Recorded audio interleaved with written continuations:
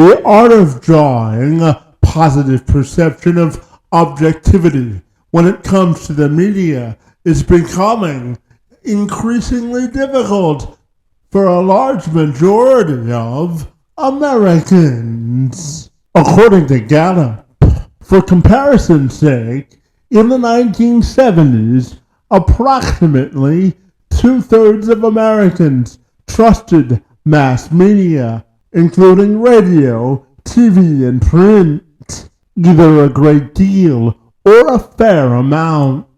Believe that the media reported the news fairly and accurately. By the next measurement in 1997, confidence had fallen gradually to about 53% and has routinely continued to be downgraded and fallen gradually since about 2003. And now, Americans are now divided in rough thirds, with approximately 31% trusting the media by that same measure of a great deal or a fair amount. Meanwhile, 33% of Americans believe they can trust the media a fair bit, while 36% of Americans say that their trust in media has completely evaporated. This is interesting food for thought for my friend Jankowski. He's the former president and chairman of CBS Broadcasting from 1977 to 1989, and he has fond memories of what he calls the golden age of television. Thoughts about the current state of broadcasting and its future. He was born in 1934 in Buffalo, New York. He graduated from Canisius College and served in the U.S. Navy. He also received a master's degree from Michigan State University. And Jankowski joined me this week to talk everything broadcasting, his career in television, and so much more. I'm Kevin McShann. Let's have this conversation.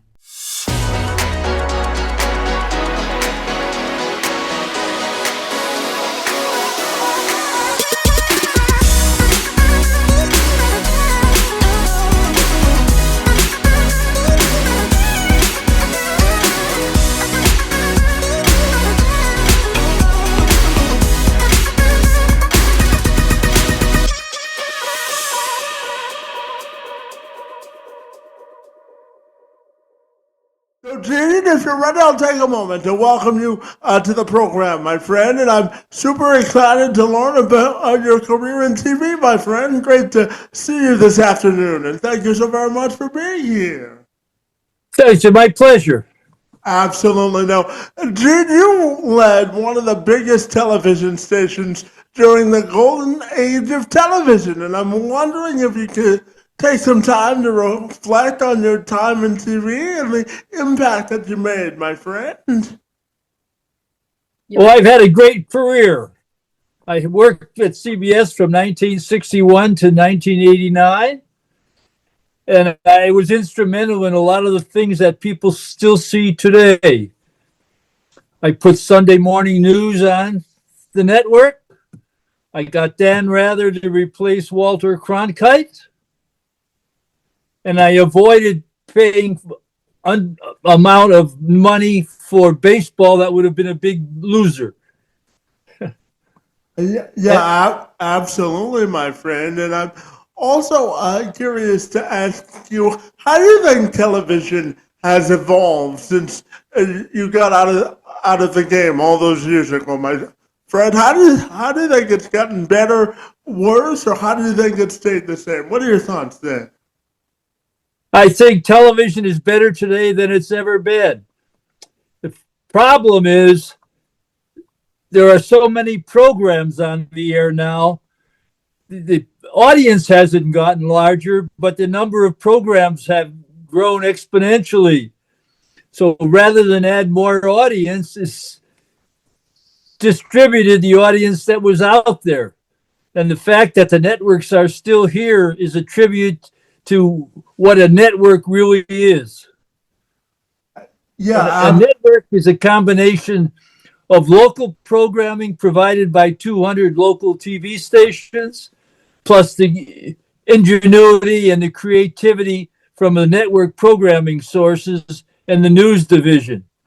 And that combination makes the networks a very viable entity, even in this day when there is so much proliferation of programming from all kinds of other sources.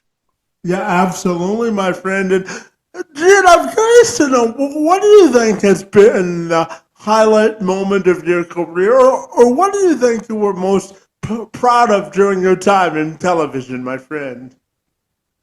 What was the highlight of my career? Yeah, what was the highlight of your career, or what were you most proud of, my friend? Well, I'm proud of a lot of things, but when I look back on my career, I took a lot of risks. From the time I left Buffalo to go to New York, from the time I left radio to go to television, from the time I left network to go to local. But the biggest career risk I made was going from sales to finance. When I made the decision to become the vice president of finance for the TV stations, it made the biggest difference in my entire career. The biggest risk I took, but had the biggest payout. Because from that position, I wound up becoming controller of the entire CBS Corporation.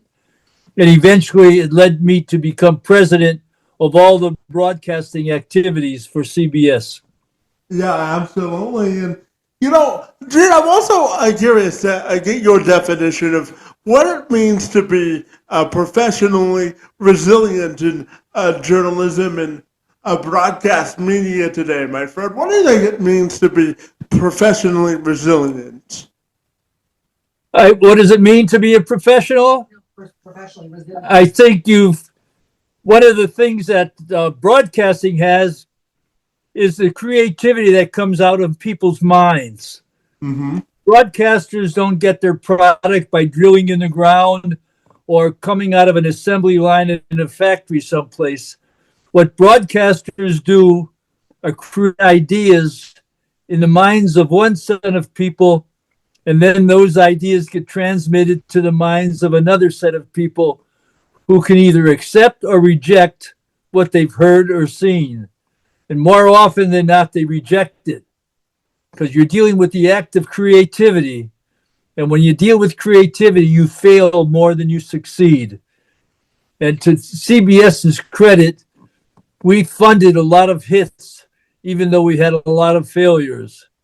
And we wound up being the best network for the entire time I was running the operations at CBS. Yeah, absolutely. And my friend, I know that you've also served in the U.S. Navy and you've got your master's degree at Michigan State, my friend. So tell me about your time in the service and your time as a Spartan, my friend, and some of your favorite memories there. Well, I graduated from college and I had to go into the service, so I joined the Navy.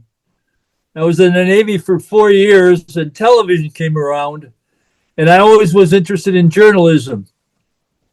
So I decided I was going to get information about this new television business, and I knew I had to go to graduate school to learn about it. So I opted for Michigan State University and wound up getting my master's in radio, TV, and film. And that prepared me for the career that I had ahead of me. It was a great choice at that time. I'm curious, what were some of your favorite memories serving in the Navy and at Michigan State? So what were some of your favorite memories, my friend? Well, my favorite memory in the Navy, I got many of them, some of them very sad. But the happiest one I had is when we were flying to Kodiak, Alaska, and we lost an engine in our airplane, and we had to spend a week in Kodiak while parts came back so we could repair our airplane. So we went salmon fishing, and we caught 36 salmon. And the question then was, how do we get the salmon from Kodiak, Alaska, back to Hawaii? And we decided the way to do that, we tried to freeze them in the freezer at the naval station. The next morning, they were half frozen. So on our plane back, we took the life rafts out of the wing wells, put them into the airplane fuselage, and filled the wing well where the rafts were with the half frozen salmon. And one of my mates said, "What happens if we have to ditch?" I said, "Well, we have to crash in the Pacific, grab a handful of salmon and hope for the best." But that was one of the happy highlights of my time in the Navy. But I spent 4 years, so I had a lot of highlights and I had a lot of lowlights. I can only imagine, my friend, and I want to take this opportunity to thank you for your service and your dedication to the country, buddy. It's most appreciated. Thank you. Well, I had a good time, and I'm very proud of what I did while I was in the Navy. Well, Very proud of the service. You should be, my friend. And now I want to talk about your memoir, my friend, which is entitled "Behind the Eye." Excuse me, "Behind the Eye," my friend, which tells your story about your time in television and about your life, my friend. So tell me about your memoir and what you want people to know about the book. What do you want people to know, my friend? Well, it's a story of how you can make your own life and not depend on a lot of other people. I was born during the Depression in 1934, and our family had nothing. But my mother told me one thing. She said, first of all, nobody owes you anything. Mm-hmm. Anything you want, you have to work for. And the second thing she told me is that the most important piece of real estate you will ever own is the 8 inches between your ears. How you cultivate that, how do you nourish it, how do you provide it with a lot of good information is going to determine how well you do with the rest of your life.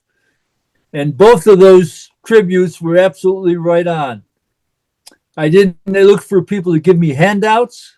I worked for what I had. I took risks, and I took as much education as I could have opportunity to absorb.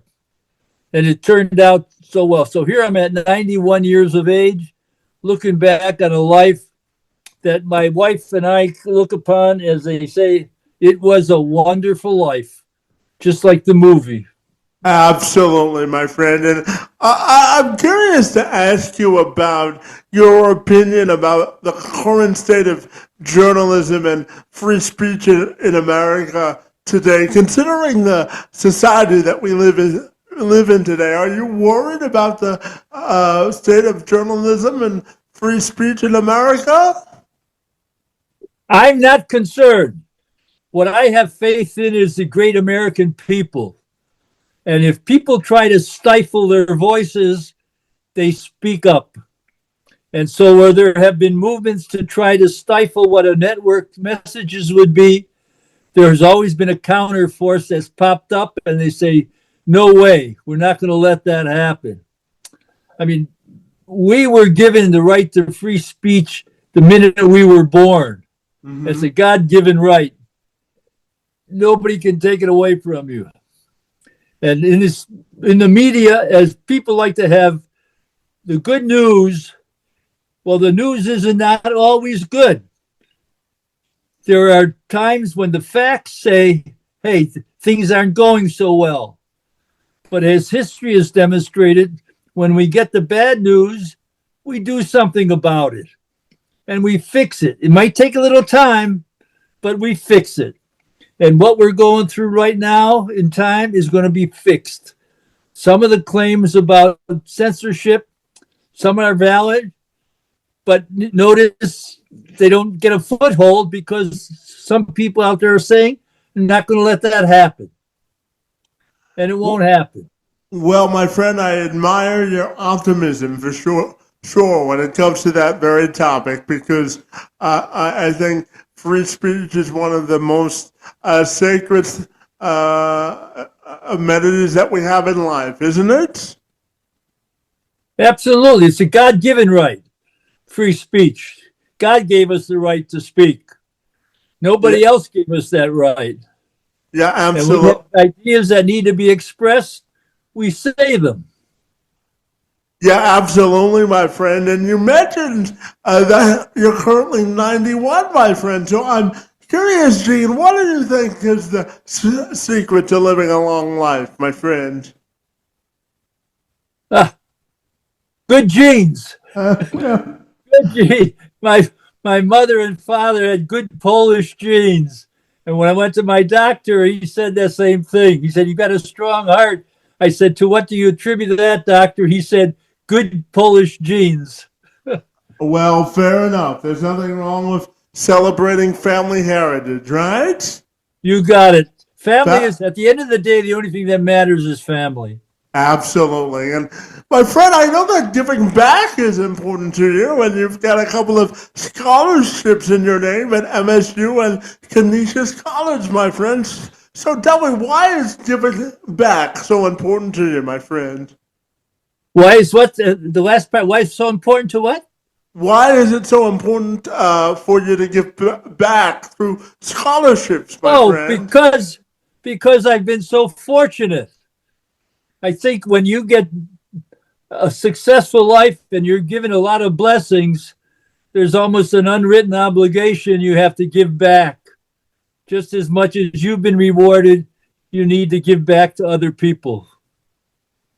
Yeah, absolutely. And Gene, I also know that you co-authored a book called Television Today and Tomorrow, my friend, which was published by Oxford University Press in 1955. So tell me about the book and the process of writing it, my friend. Yes. Yeah, what happened is back in the late 1980s and 90s, people said the networks were dead. They were dinosaurs. And a colleague of mine said the networks are not going to be dinosaurs ever because of the way they're made. What is a network? And the book tells the story of what a network is and how come a network survives. And here it is 35 years later, and the networks are still with us. And everything we said in that book, television won't be what you think. It's every bit as valid today as it was when we wrote the book in 1995. Yeah, absolutely, my friend. And Gene, I'm curious, through your decades of experience, my friend, I'm wondering your greatest lesson you've learned about leading people and helping them to reach their fullest potential. What do you think you've learned about effective leadership that you would like to share this afternoon? Be ready to assume responsibilities for your own action. Also, if you're a leader, surround yourself with talented people because whether you like it or not, the people that work for you and you work for them have an unbreakable bond. And if you hire people who are incompetent, they're going to pull you down. Mm-hmm. If you hire people who are better than you, they're going to push you up. And that's what you want to do. Hire people better than you and help them get on with their careers. And meanwhile, by having the best people working for you, it helps solidify your own position while you're in industry. Yeah, absolutely. And my friend, I'm curious if I asked you to describe the future of broadcast media in one word, what one word would you use, my friend, and why? In one word, Yeah, the future of broadcast media. If you had to describe that in one word, what word would you use? creativity. Creativity. You're dependent upon ideas out of people's minds, and you want to have the best ideas because history has shown that the best ideas always attract the most people. Creativity. It's a creative art. and emphasis on creativity. As long as you've got creativity, you're going to wind up finding programs of interest to people. Yeah, absolutely. And, Gene, I'm going to share something with you. So my friend, I was born with cerebral palsy, and I originally went to college to become a sports reporter. And I'm curious to get your thoughts on how we open up more opportunities for folks with disabilities to succeed in the media. What are your thoughts there, my friend? Well, I don't know. It's up to people. They've got to have the desire and then look for the way to get the financial resources. Along those lines, I established a scholarship at Michigan State for minority students out of Detroit, Michigan, who wanted to get into communications. So it's a two-way street. Somebody has to show the interest. Once they show the interest, they have to be willing to work at it. Mm-hmm. There's no free lunch. So the opportunities are there. People look for them and apply themselves. Yeah, absolutely. And my friend, as you mentioned earlier in our conversation, you've worked with some of the biggest names in television, from Walter Cronkite to Dan Rather, and you've even worked with people like Martha Stewart and Donald Trump, my friend. And I'm curious, what have you learned about working with high-profile people, and what are some stories that you would want people to know, if you took them behind the camera, so to speak? What are your thoughts there? Well, I got, first of all, thoughts about Walter Cronkite and Dan Rather. They're very, very talented guys, and they're very, very rare. That's why there aren't very many Walter Cronkites and Dan Rathers. The world could benefit today if there were more Dan Rathers around. As far as Donald Trump is concerned, he's his own man. And time will tell and history will show how well he has done when his time is up as president of the United States. Obviously, as you know, there are mixed reports from a lot of different venues of what people think about his performance. And again, she will rate Donald Trump when his time is over as president. Well, I think you're being kind when you say mixed reviews, my friend. I think no matter what walk of life you come from, we all have an opinion on politics in America today, don't we?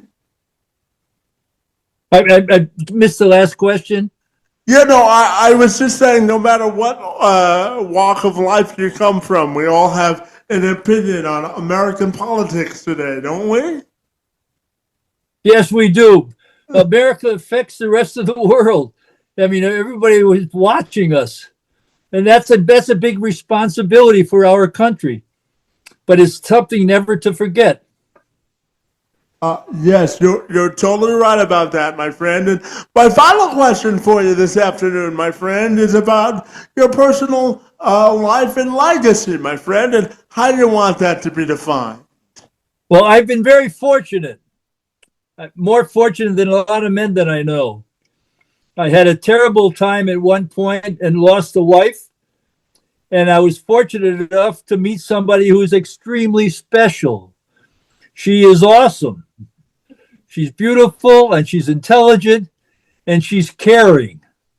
And as a guy my age, I couldn't be better off than having someone as lovely as she taking care of me and living with me.